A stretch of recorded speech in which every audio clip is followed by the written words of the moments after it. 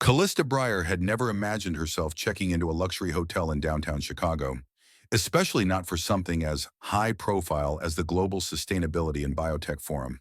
Her world normally revolved around soil samples, growth chambers, and long hours in the greenhouse at the University of Oregon, where she was spearheading a research project on medicinal flora in urban environments. She was a scientist, not a speaker, a thinker, not a networker. But after a last-minute grant approval and a strong nudge from her department chair, here she was, carrying a half-broken suitcase with one wheel squeaking mournfully across the marble lobby of the Penrose Grand Hotel. She looked out of place. Tall and willowy, dressed in a rain-damp trench coat and worn sneakers, she walked with that tired determination familiar to women who were used to making do, to holding things together by force of will alone. Her auburn hair had curled slightly from the wet wind outside, and her glasses were fogged up from the change in temperature. She blinked them clear, approached the front desk, and waited patiently behind a man arguing over an upgraded suite. By the time she reached the concierge, her voice was soft but firm. Reservation for Callista Breyer.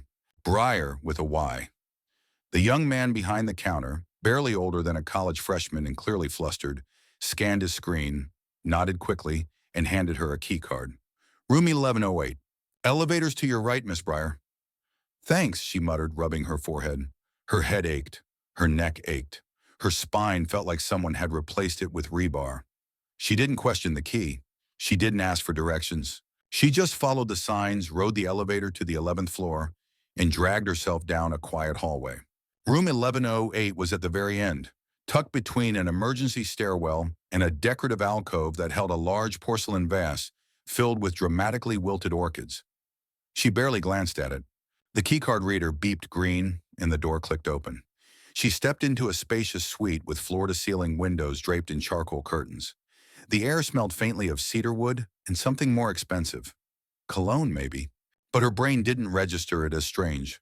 Shoes off, jacket over the chair, phone charging by the nightstand. She paused only long enough to glance at the skyline through a break in the curtains, then sighed and collapsed onto the bed. It was blissfully firm, layered with smooth white sheets and a heavy down blanket that smelled like lavender and heat.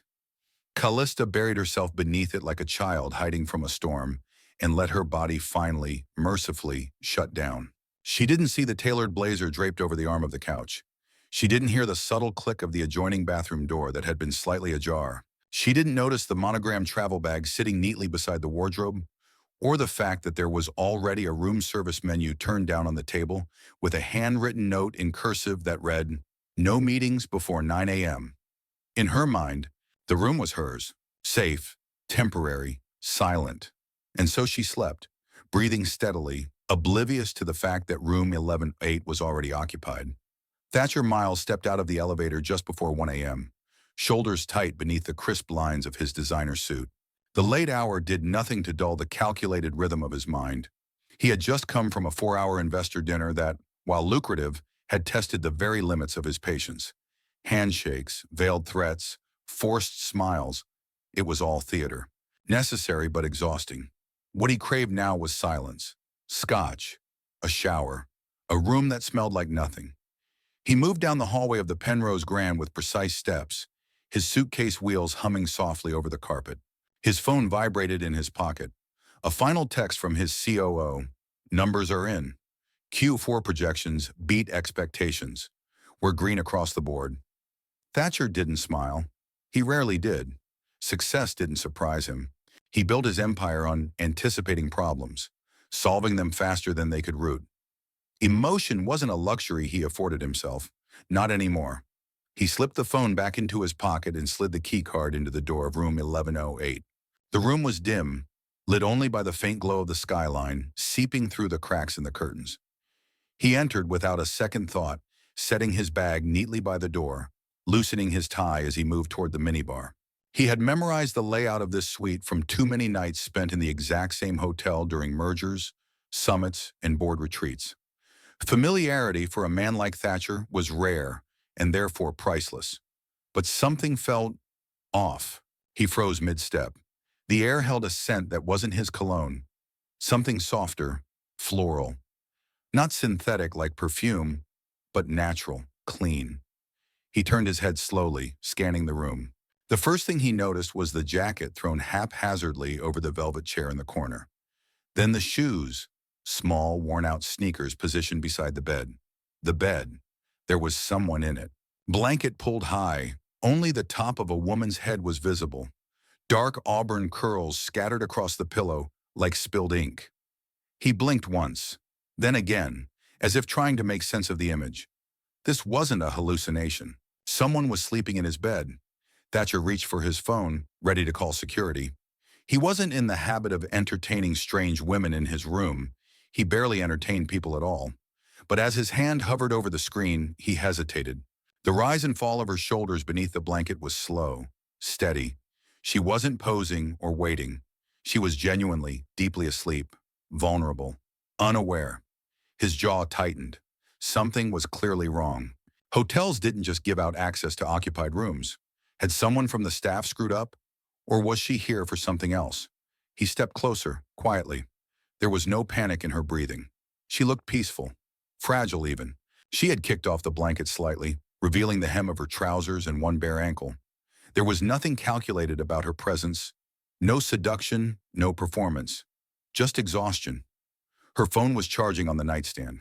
Her open notebook lay on the floor, filled with tight, looping handwriting and scribbled diagrams of leaves and chemical structures.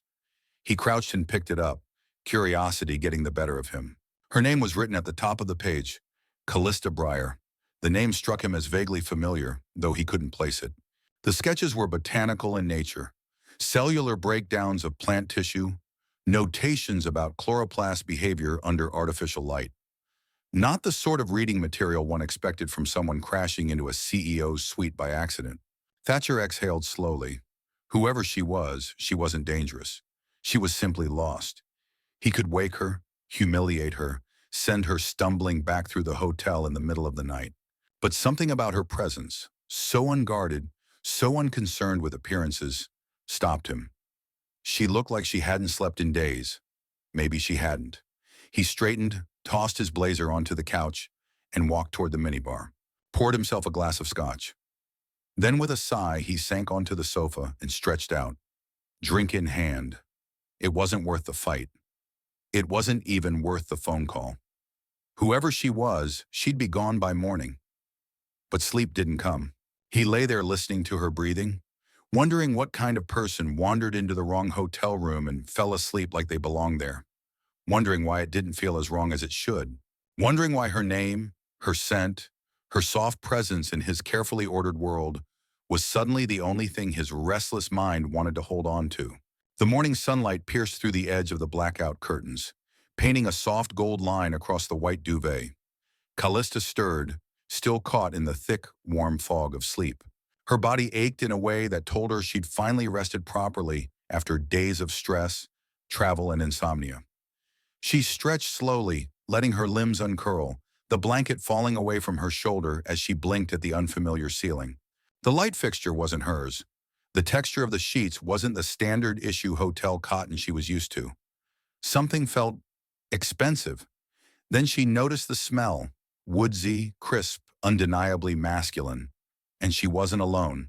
Callista sat up in a snap, her heart lodging itself somewhere in her throat.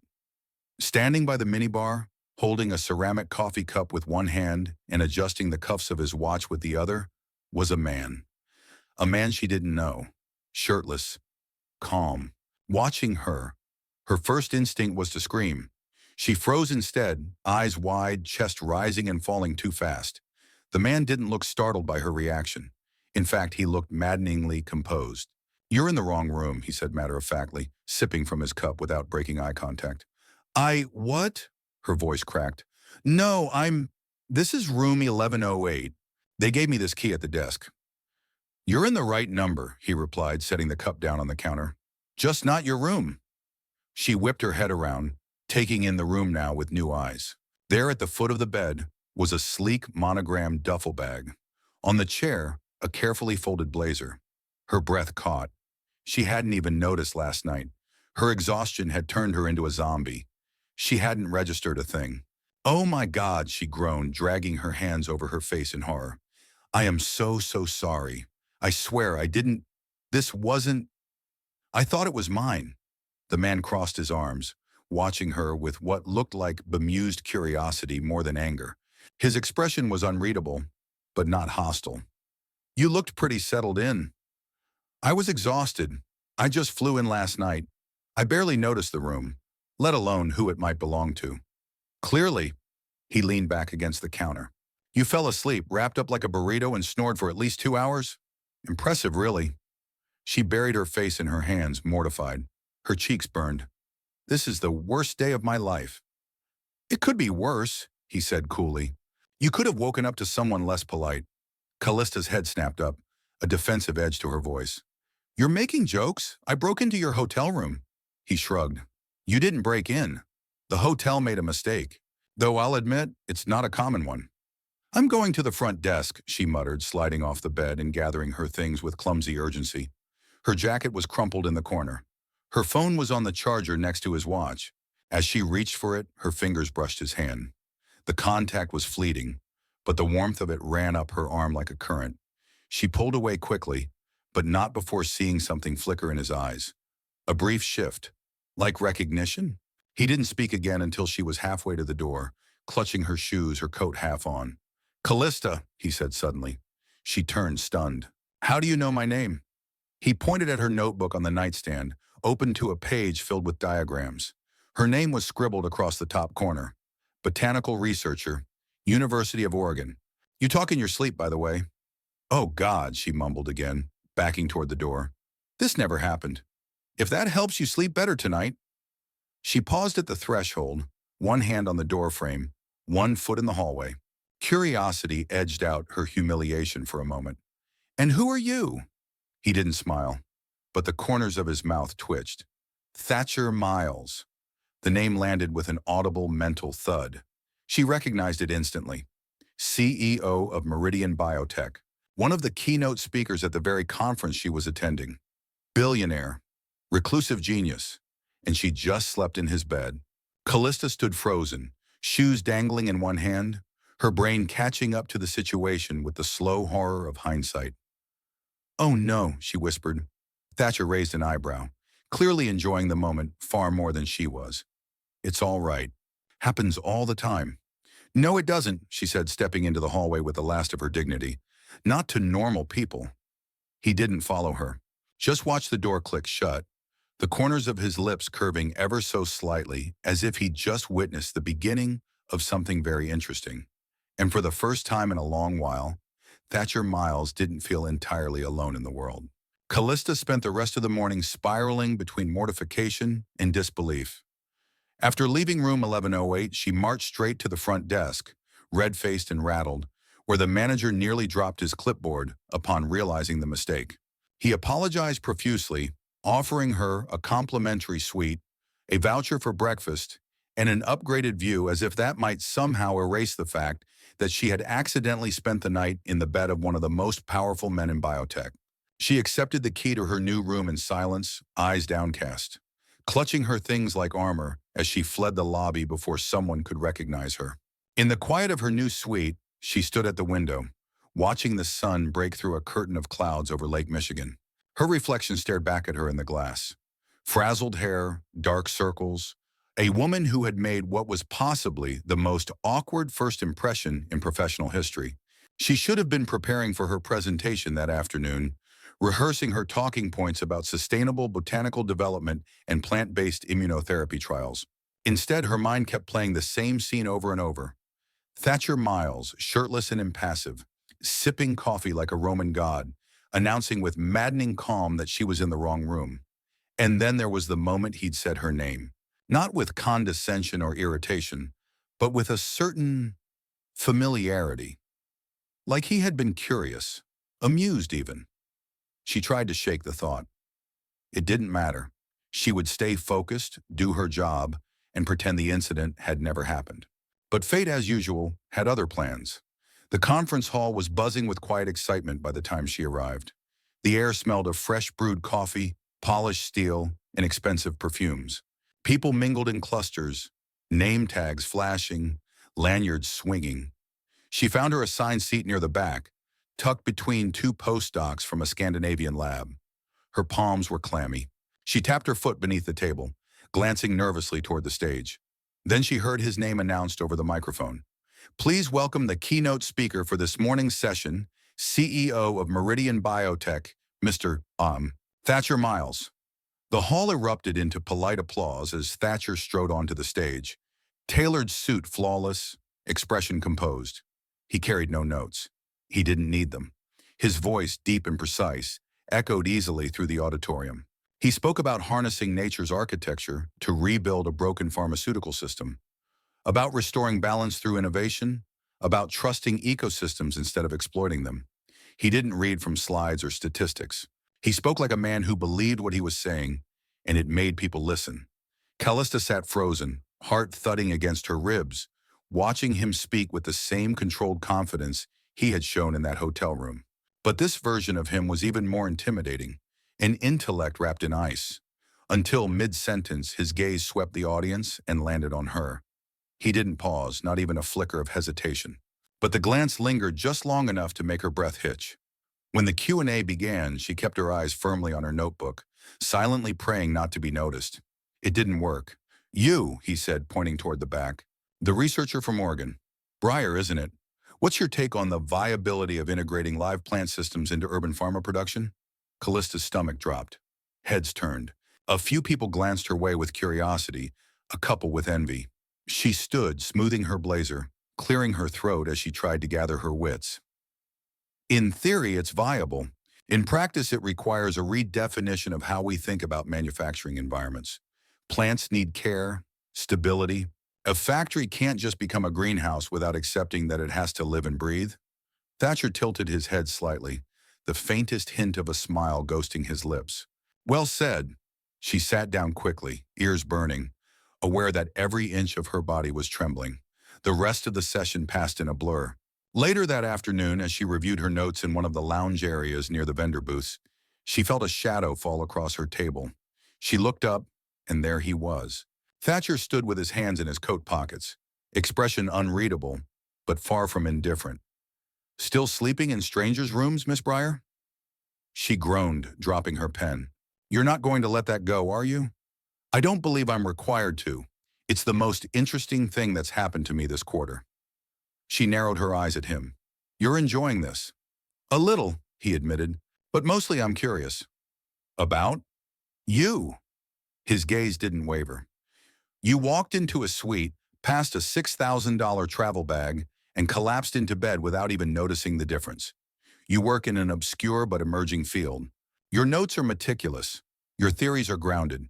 And you ask questions no one else dares to. That's not a coincidence. Callista blinked.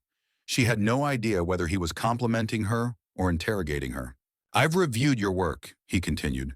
Your recent paper on genetically adapted moss and its application in rural immunotherapy was unconventional, brilliant but bold. I like bold, she said cautiously. Good, he replied. Because I'd like to talk more, she frowned. Professionally? Initially, he said, then added, but I don't separate those things as cleanly as some. He offered her a business card, sleek, minimalist, embossed with nothing but his name, his number, and a thin green line of botanical design. Across the top. She took it, her fingers brushing his again. This time she didn't pull away quite as fast. You might be the strangest man I've ever met, she said. He tilted his head. You did break into my room. Touché, she muttered.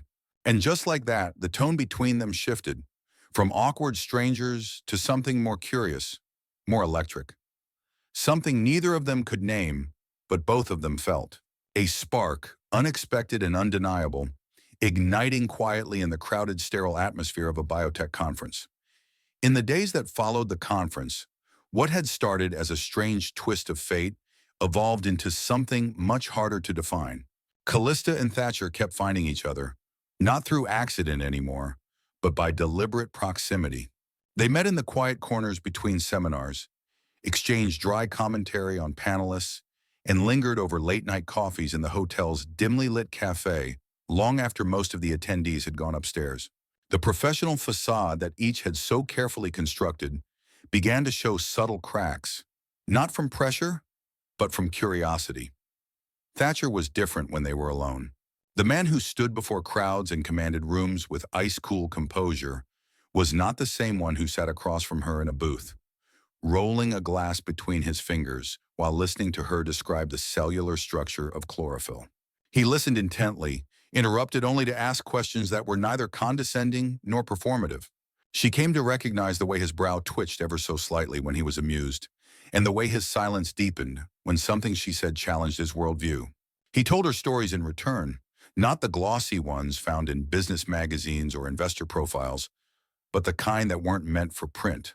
He spoke of his late sister, who had died when they were both teenagers, a loss that had cut him so deeply it reshaped everything about him.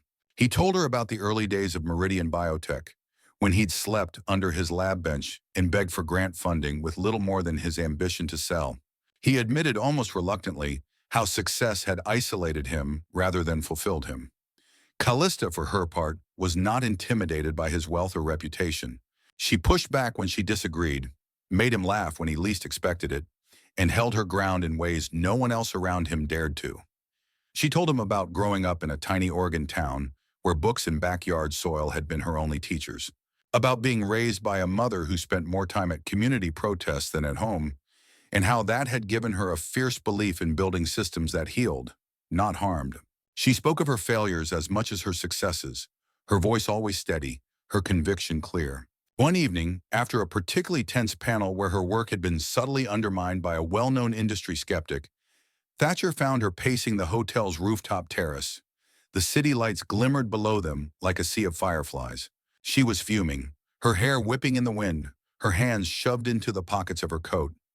"Don't let him get under your skin," Thatcher said softly, approaching her. Callista didn't turn immediately. "He called my research speculative and naive, in front of everyone." "That's because he's threatened by you," Thatcher replied. "It's easier for people like him to dismiss what they can't understand than admit they've grown obsolete." She glanced at him then.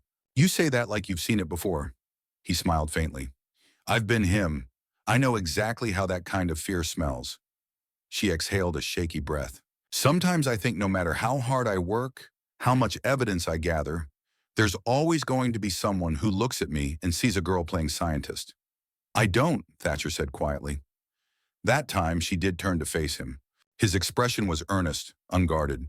The wind was sharp, but neither of them felt it. The space between them felt charged. "I don't let people in easily," he said after a moment. "I don't do the relationship thing. Never learned how. Never had the time, the trust, the bandwidth. What I've built, my work, it's all consuming." Callista's pulse quickened. She sensed what was coming, and her heart rebelled against it. "But," he continued, "you're different, and it terrifies me."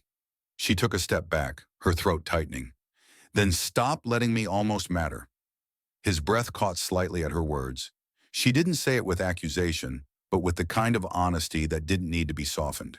She had always been practical, grounded, the type to build her life carefully and not chase illusions.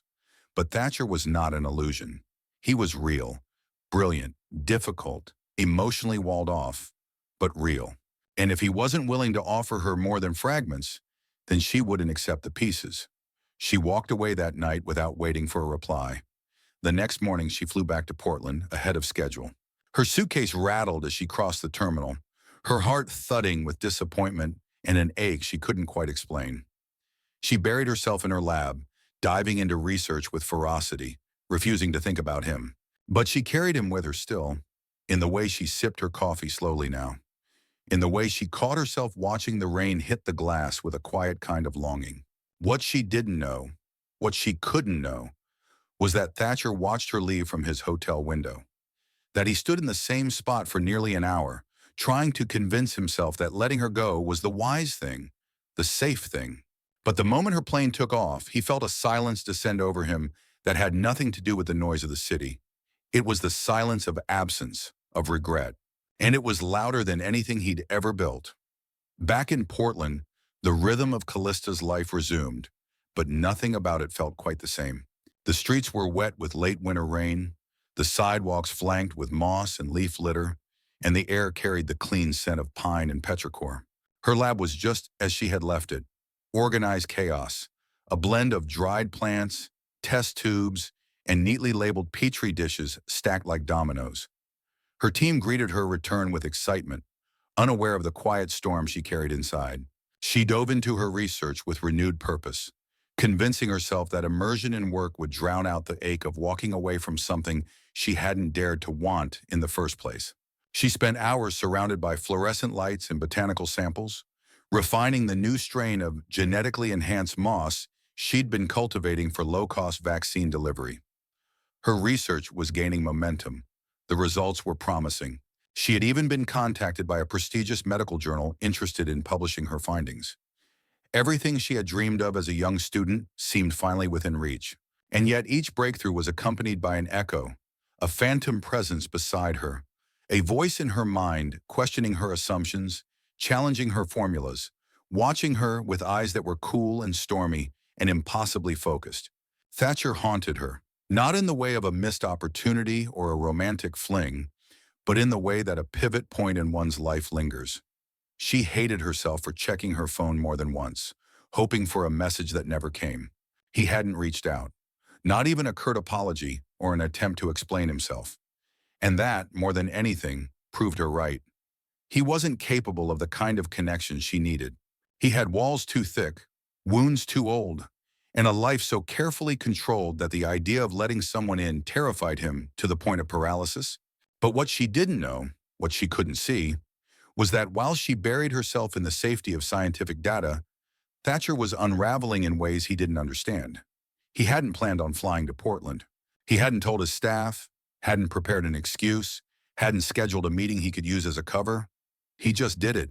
One moment he was sitting in the top floor office of Meridian Biotech, staring at a quarterly earnings report he couldn't bring himself to read, and the next he was in the back seat of a black car headed to the airport, his assistant calling after. Him in confusion. The jet was ready. His name carried weight. Doors opened. The flight was quiet. He sat alone, staring out the window into the endless gray. He didn't sleep. He didn't drink. He replayed every moment he'd spent with Callista, from the shock of finding her in his hotel room to the look in her eyes when she said those words. Then stop letting me almost matter. It haunted him, because it was true. He had let her stand on the threshold of his carefully guarded world and never opened the door. And she had walked away with her dignity intact, refusing to beg for the scraps of connection he had offered. He arrived in Portland unannounced and uninvited, stepping out of a cab onto the wet sidewalk in front of the Center for Botanical Research. He stood outside the building for several minutes, the drizzle misting across his shoulders, uncertainty anchoring him in place for the first time in years. Thatcher Miles did not show up without purpose. He did not ask for things he couldn't guarantee. But this time, all he had was the truth, and a hope he wasn't too late. Inside, Callista was elbow deep in a discussion with her lab partner, reviewing data on moss gene expression, when she caught a glimpse of movement through the glass wall that overlooked the lobby. Her breath caught. She blinked, certain it was a hallucination. But there he was, standing perfectly still, soaked through from the rain, his eyes fixed only on her. The room fell away. She walked toward him, her lab coat flapping behind her, her heart a drum in her ears. As she approached, neither of them spoke. The door opened with a hiss. "You came here," she said finally, her voice raw with disbelief. "I didn't know what else to do," he replied, his voice low and rough. For a long moment, they just stared at each other. Then she crossed her arms, not with anger, but with something more brittle. "I thought I was just another complication you didn't have room for." "I was wrong," he said. "I thought keeping you out would protect us both, but not having you, it felt like carving out a piece of myself." "You don't get to say that now," she whispered. "Not if you're going to disappear again." "I won't," he said immediately. "Not again. Not unless you ask me to." There was something different in his eyes, less guarded, more human. He looked like a man stripped of armor, standing in front of her not as a CEO or a public figure, but as someone who had come to offer his vulnerability and nothing else. "I read your latest paper," he added. 3 times. You made a leap I didn't see coming. It's going to change everything." Her eyes welled up before she could stop them. "You came all the way here to talk about moss?" "No," he said. "I came here to talk about us." He reached into his coat pocket and pulled out the business card she'd once tucked into her journal, now slightly wrinkled. On the back, in his own handwriting, he had written, "I'm still listening. Come find me, or let me stay." For the first time in weeks, she didn't feel like running. And for the first time in his life, he was ready to stay. Rebuilding something that had nearly unraveled was not easy, but it was honest. After Thatcher's unexpected arrival in Portland, the decision to try again hadn't come with dramatic declarations or sweeping romanticism. It came with quieter moments, small acknowledgments, shared silences, and a kind of tentative bravery that neither of them had allowed themselves before. They started not as lovers, but as something much harder to define, collaborators in the project of each other. Thatcher stayed in Portland longer than anyone at Meridian Biotech could have imagined. His board was confused. His assistant was borderline panicked. Shareholders speculated, the media murmured, and yet, for the first time in his professional life, he didn't care. He worked remotely from a rented townhouse a few blocks from Callista's lab, a modest place with large windows and no security team. It was the first home he'd lived in, without cameras or assistants in years.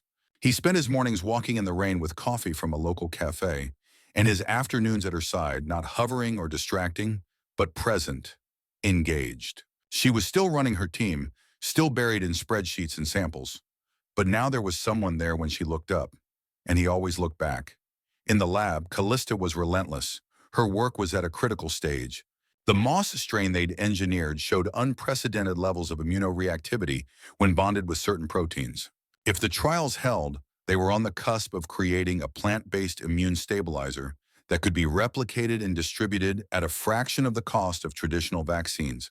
When she showed Thatcher the preliminary data, he leaned back in his chair, stunned. "You're not disrupting an industry," he said. "You're rewriting it." She laughed, not unkindly. "That's the idea." It was over one of those data review nights that their dynamics shifted again.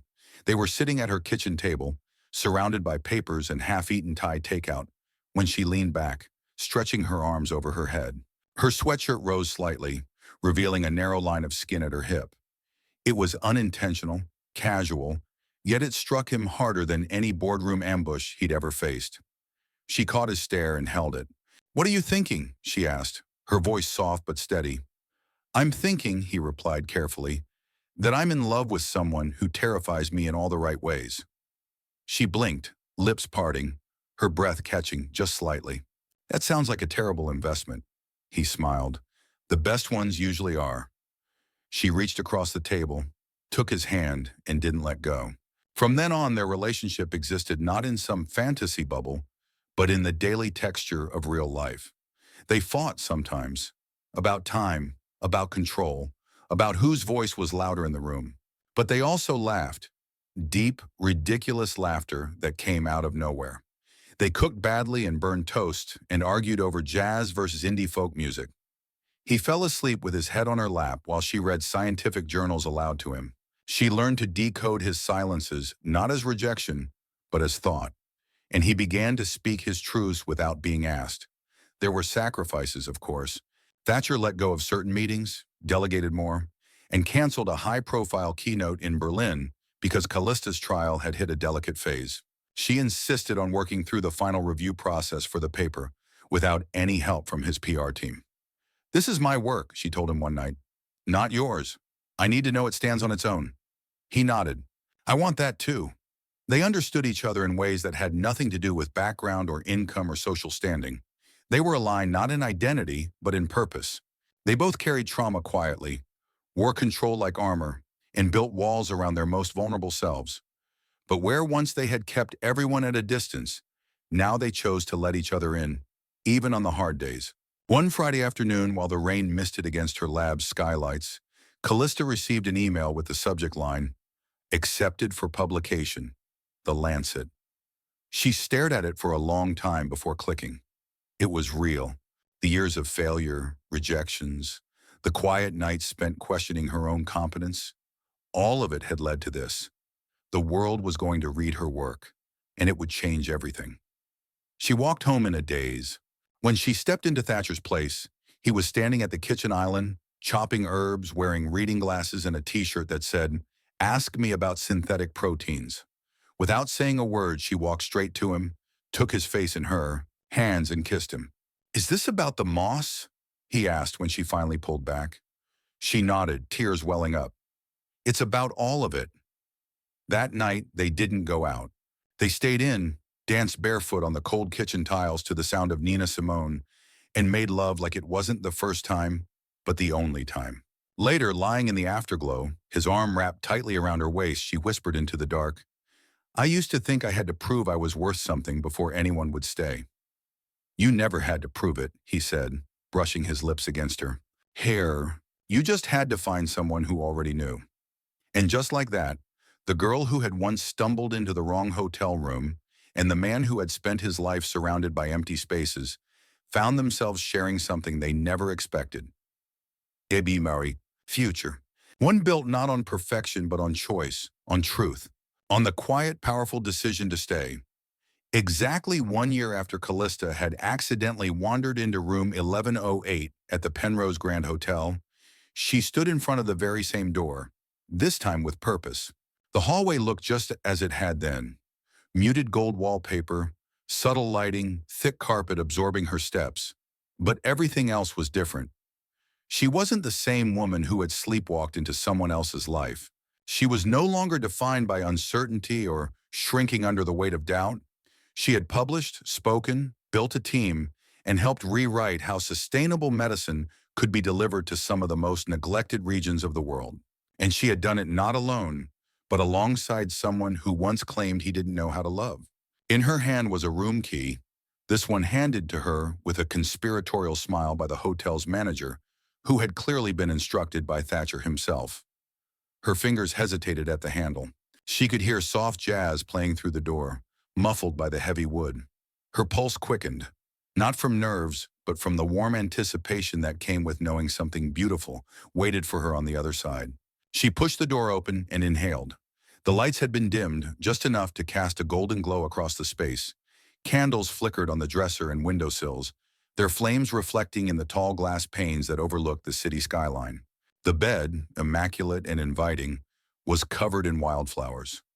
Not the typical roses or lilies, but an eclectic bouquet of mosses, herbs, and native blooms she had once spoken to him about in passing. He had remembered. She stepped inside slowly, her heels soundless on the carpet, and found the room completely empty until she noticed the door to the balcony slightly ajar. She stepped out, and there he was.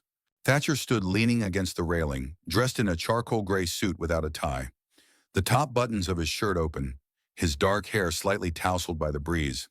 In one hand he held a small velvet box. His other hand was tucked in his pocket, but his eyes, those familiar storm gray eyes, softened when they met hers. "I didn't plan this the first time," he said quietly, "but I knew from the second I saw you sleeping in that bed that something had changed." She smiled, warmth flooding through her. "I remember thinking I'd ruined my whole life." "You hadn't," he said.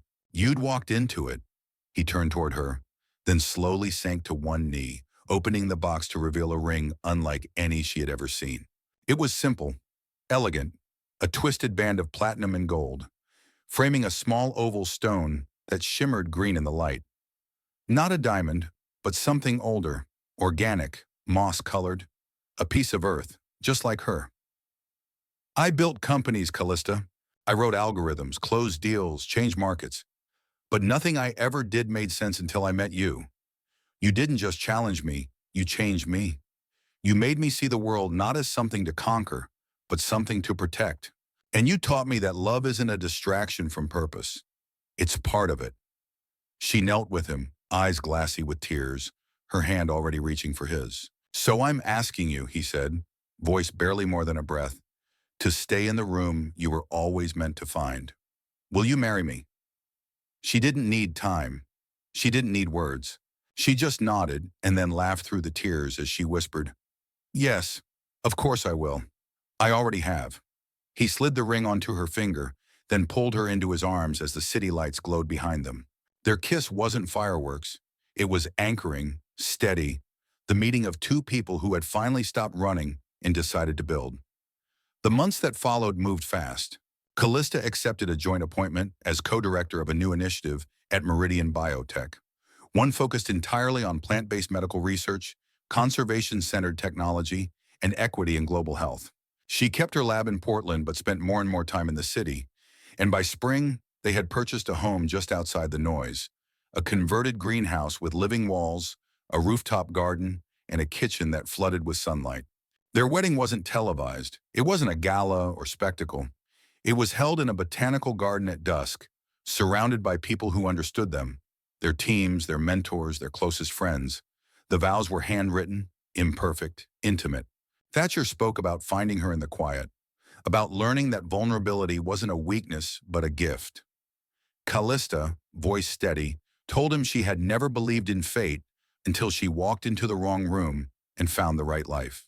They traveled, spoke together at conferences and sometimes apart, each following their own paths but always circling back to the same point. And through it all, they kept returning to room 1108 once a year, like a tradition, like a promise. The hotel eventually renamed the suite unofficially the Briar Room.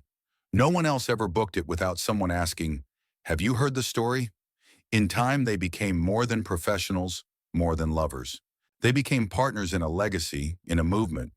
Their names appeared together in publications and patents, in speeches and scientific breakthroughs, but most importantly, in quiet acknowledgments that shaped a different kind of future. One built on care, on purpose, on choosing each other again and again. And sometimes on a rainy night, when she curled beside him with her legs tangled in his, he'd murmur into her skin, "Still the best wrong turn I've ever made." She would smile and reply, "Still the best mistake that ever saved me." And the room they built together, whether in a lab, a house, or a quiet moment, was always, always the right one.